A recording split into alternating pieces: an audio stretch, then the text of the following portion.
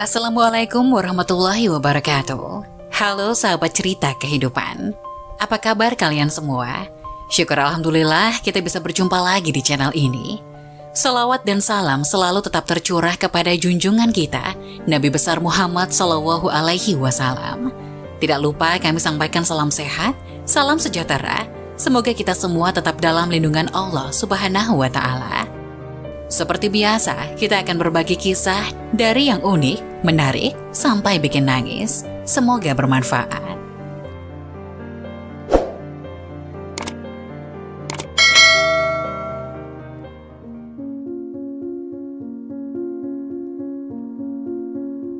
Hakikat, tujuan, dan keutamaan takziah. Istilah takziah mungkin sudah tak asing lagi di telinga kita. Setiap ada orang yang meninggal, maka tetangga, kerabat, atau kolega yang meninggal, baik yang dekat maupun yang jauh, biasanya berdatangan untuk melayat. Itulah takziah yang dikenal masyarakat. Lantas benarkah takziah sekedar menengok orang yang meninggal? Kiranya perlu dijelaskan kembali bagaimana hakikat takziah, bagaimana pula tujuan dan keutamaannya. Jika tidak, takziah hanya akan menjadi tradisi masyarakat yang sepi dari nilai-nilai Islami dan tujuan sesungguhnya. Bahkan boleh jadi takziah sekedar ingin mendapatkan bingkisan dari keluarga si mayit, orang yang meninggal dunia. Sehingga walau orang yang bertakziah terlihat datang untuk mengucap bela sungkawa, namun dibalik itu justru memberatkan syahibul musibah.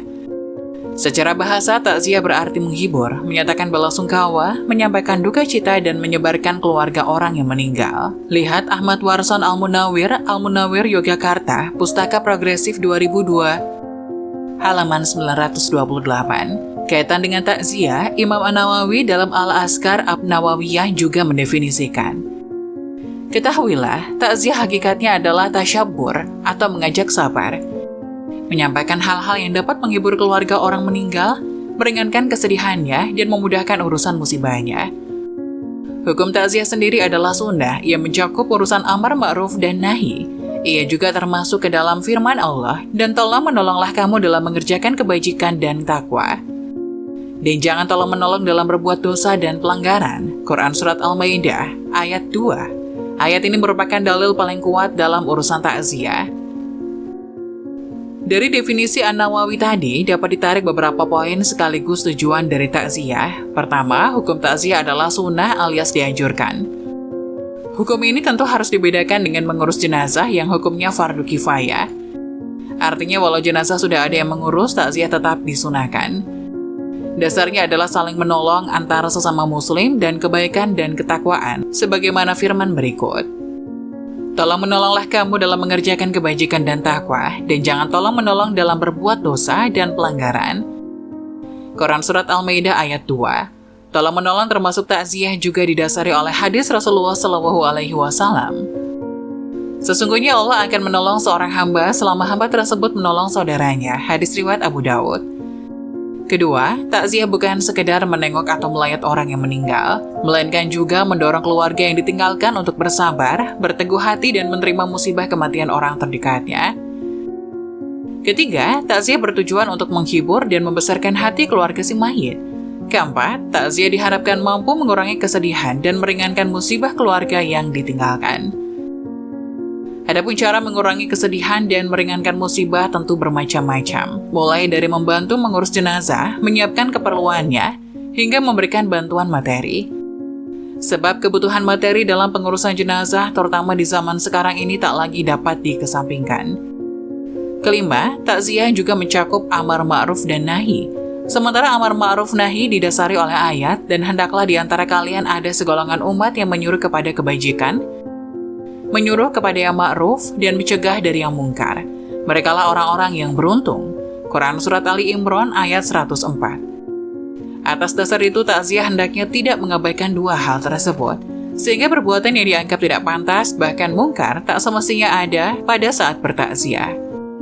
Keenam, takziah juga bertujuan untuk mendoakan dan memohon ampunan bagi si mayit.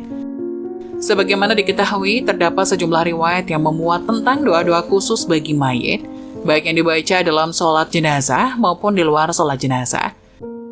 Contohnya seperti doa, Allahumma firlahu warhamhu. Adapun keutamaan bertakziah dapat kita lihat dalam beberapa hadis Rasulullah SAW. Antara lain hadis yang diriwayatkan Abdullah bin Mas'ud berikut.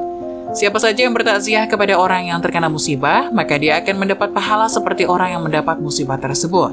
Hadis riwayat At-Tirmizi dan Al-Baihaqi.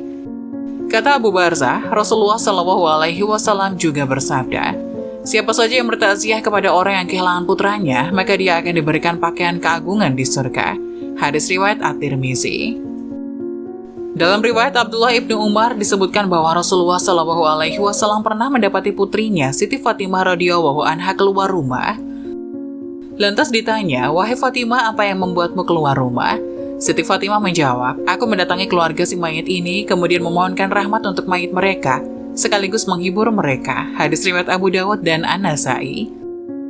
Berdasarkan hadis ini juga dapat ditarik kesimpulan bahwa kaum perempuan juga diperbolehkan bertakziah selama mampu menjaga batasan, sehingga terhindar dari fitnah dan dosa-dosa yang lain.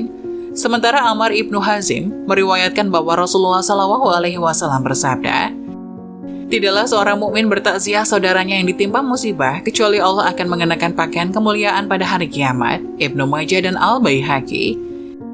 Dari ulasan tadi dapat ditarik beberapa catatan bahwa takziah hukumnya sunnah, termasuk bagi kaum perempuan selama bisa menjaga batasan dan tidak mengundang fitnah. Tujuan takziah adalah menghibur, mengajak sabar, membesarkan hati dan meringankan kesedihan orang yang ditimpa musibah, baik ditimpa musibah kematian maupun musibah yang lain. Keutamaan takziah pun sangat besar, sebagaimana dalam sejumlah hadis tadi.